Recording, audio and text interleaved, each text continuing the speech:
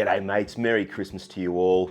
Now there hasn't been too many times this year where I've been able to look down this lens at all the Philips users and say, I've got some good news for you. It's been a very, very tough year. But today, Merry Christmas, we have what I believe is some pretty good news to end the year. It's a document, press release from Philips, dated December 23rd, so it's really recent, I think 15 hours ago. Philips provides update on the test and research program in connection with CPAP, BiPAP and mechanical ventilator recall notification. So this is a little bit of an update on all those test results that we've been waiting for.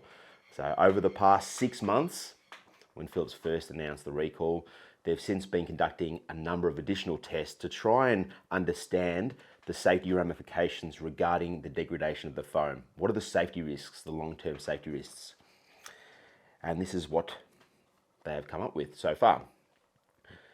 So review of the assessment by an outside medical panel and Philips Respironics has determined that exposure to the level of VOCs identified to date for the first generation DreamStations, so that's the DreamStation white devices, the DS1 devices, is not typically anticipated to result in long-term health consequences for patients.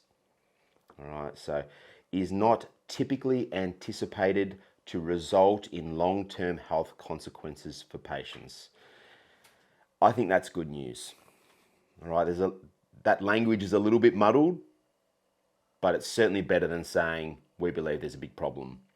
So that's one of the statements there. The updates on these findings is intended to inform healthcare providers of the most recent data, but the overall guidance for physicians and patients in the recall notification remains unchanged at this time. So there's still a recall going on. All the advice up to date is the same. They're putting our mind at ease here, saying we don't believe there's going to be any real significant long-term risks associated with the degradation. I'll just read you a little bit more here. At the time the recall notification was issued, Philips Respironics relied on an initial limited data set and toxicological risk assessment. Since then, using ISO 18562 guidance, VOC toxicological risk assessments were performed by certified testing laboratories and a qualified third-party expert based on the initial and new VOC testing performed to date.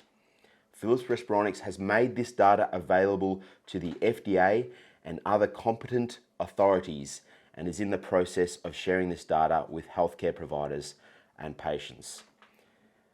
I would love to get my hands on that data. So if anyone wants to leak that data to me, please do so I can get it out to everyone else who needs to read it. It really pisses me off when these companies release this safety information to a few authorities, but not to the people using the devices. If you've got nothing to hide, and it sounds like, well, we know you do, but it sounds like from this it's good news, then just release it, all right? Let me get the news out. So anyway, any whistleblowers out there, you know what to do. Send it through so I can get the news out to everyone. It is important to note that the tested DreamStation devices were not exposed to ozone cleaning. That is important, in accordance with the instructions for use. Additionally, this new assessment is limited to the evaluation of VOCs for first generation DreamStation devices and does not evaluate the risks of potential foam particulates or cover other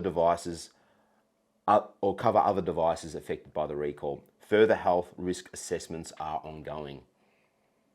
So they're just looking at that one aspect at the moment, which is the VOC components, but from that, they're determining that the long-term risks, they don't think there's much to worry about.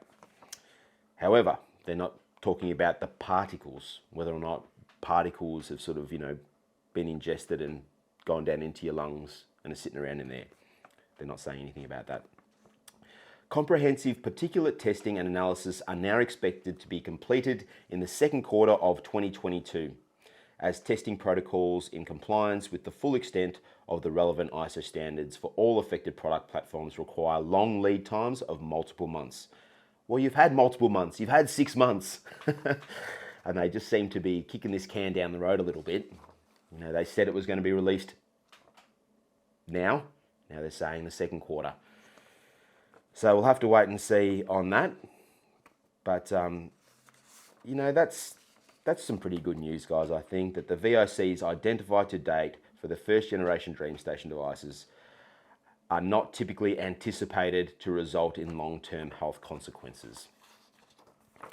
You know, it just eases the tension a little bit that we're not looking at another asbestos type scenario where all these VOCs are going to cause a lot of cancer, and I sure hope that's not the case. All right, so a bit of good news there for you guys. I'm going to leave it at that. I'm going to wind it up because I've got other more important things to do, like organise Christmas, wrap some presents and stuff up for the kiddies. Thanks for all your support, and hopefully we've got some more good news coming your way in 2022. Have a lovely day. See you soon.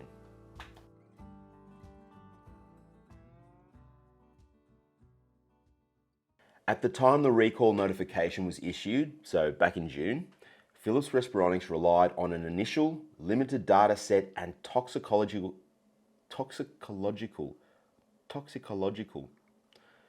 God, that's a mouthful. All right, that's what she said. Limited data set and Let me try that again. Philips Respironics relied on an initial. I can't talk. It's too early. I can't get this right. Somebody help me.